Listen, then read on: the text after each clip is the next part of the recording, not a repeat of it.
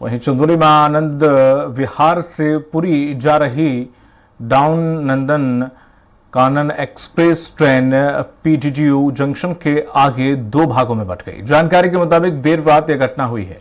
Train की गति धीमी होने के कारण से बड़ा हादसा टल गया। ट्रेन को वापस पीटीडीयू जंक्शन लाया गया, जिसके बाद टूटे कपलिंग वाले कोच को काटकर अलग करके रात 12:30 बजे ट्रेन को रवाना किया गया।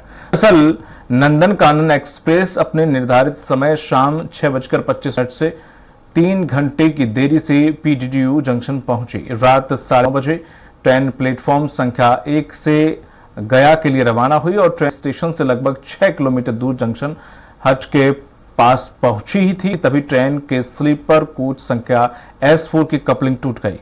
इससे इंजन सहित 6 कोच 200 मीटर आगे बढ़ गए, जबकि एसी कोच गार्ड बोगी सहित 15 कोच पीछे ही रह गए। और अधिक जानकारी के साथ लगातार हमारे बने हुए हैं हमारे सहयोगी पवन सिंह। पवन जी, जिस तरह से देखें कपलिंग टूटने की वजह से ये हादसा हुआ, क्या इसके पीछे और कोई वजह भी है? क्योंकि यहां पर ये हादसा बड़े हादसे में तब्दील हो सकता था। पूरे 6 कोच थे जो आगे चले गए, 15 कोच पीछे रह गए। कोई पीछे से आ रही ट्रेन या कोई भी और बड़ा हादसा यहां पर उन 15 कोचों के साथ हो सकता था जो पीछे गए थे। बिल्कुल, देखिए सबसे बड़ी बात है कि ट्रेन का जो ट्रैक है, ट्रेन की जो मॉनिटरिंग है पूरी तरह से अलग होती है। रेलवे इस सिस्टम को मॉनिटर करता है, लेकिन दीनदयाल उपाध्याय मुगल सराय जो स्टेशन है वह चंदौली में पड़ता है और मुगल सराय काफी बड़ा स्टेशन है। वहां से कई क्षेत्र में जाने के लिए बड़ी बड़ी जो गाड़ियां हैं, बड़ी दूर तक की चलने वाली सभी स्टेशन पे वहां आती हैं और वहां से बदलते हैं।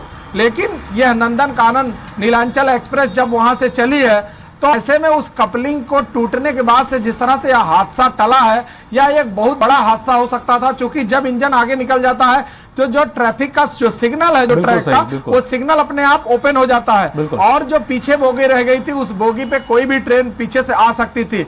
लेकिन इसे बड़ी सावधानी से रेलवे के अधिकारियों ने इसको मैनेज किया और दोबारा जैसे ही जानकारी मिली ट्रेन को वापस लाया गया। करीब 2 से 3 घंटे ट्रेन डिटेन हुई, लेकिन इसके बाद फिर कपलिंग को जोड़ करके भेजा गया। लेकिन सबसे बड़ी बात है दीपक कि इससे पहले भी रेलवे के बहुत सारे ऐसे हादसे हो रहे हैं। पिछले 3-4 महीनों में छोटे छोटे कई हादसे हुए, चाहे वो कानपुर हो, चाहे झांसी हो, चाहे बांदा ट्रैक पे कई ऐसी घटनाएं हुई हैं जिसे लेकर रेलवे प्रशासन इसे अभी भी पूरी तरह से सतर्कता नहीं बरत रहा है। जब भी कोई ट्रेन एक स्टेशन से दूसरे स्टेशन जाती है या अपनी एक निश्चित दूरी जहां गंतव्य है वहां तक जाने के बाद उस ट्रेन की पूरी जांच और परख होती है। ऐसे में ये स्पेशल ट्रेन है जो आनंद विहार से पुरी के लिए जाती है और इस ट्रेन की विशेषता है कि पुरी जाने वाली कम ट्रेनों में है इसका नाम। और ऐसे में इस ट्रेन के साथ अगर कोई बड़ा हादसा होता तो एक बहुत बड़ी दुर्घटना टली है। लेकिन इसे लेकर रेलवे प्रशासन को पहले भी प्रिकॉशन लेना चाहिए, या कोई भी ट्रेन अगर गंतव्य पे पहुंच जाए तो उसके बाकी सारे कलपुर्जे को ध्यान रखना चाहिए, देखना चाहिए। क्योंकि जिस ट्रेन से इतने ज्यादा मात्रा में सवारियां चलती हैं या लोग चलते हैं, तो ऐसे में अगर छोटी सी असावधानी से बड़ी दुर्घटना को अंजाम मिल सकता था। लेकिन अधिकारियों की सावधानी और वहां के लोकल जो प्रशासन के लोग थे उसे मैनेज करके कंट्रोल कर लिए और दूसरी ट्रेन उस ट्रैक पर नहीं गई। अन्यथा किसी भी ट्रेन के जाने से एक बड़ा हादसा हो सकता था जो किसी तरह से रात में बाल बाल बची। दीपक जी, तमाम जानकारी के लिए शुक्रिया आपका पवन जी।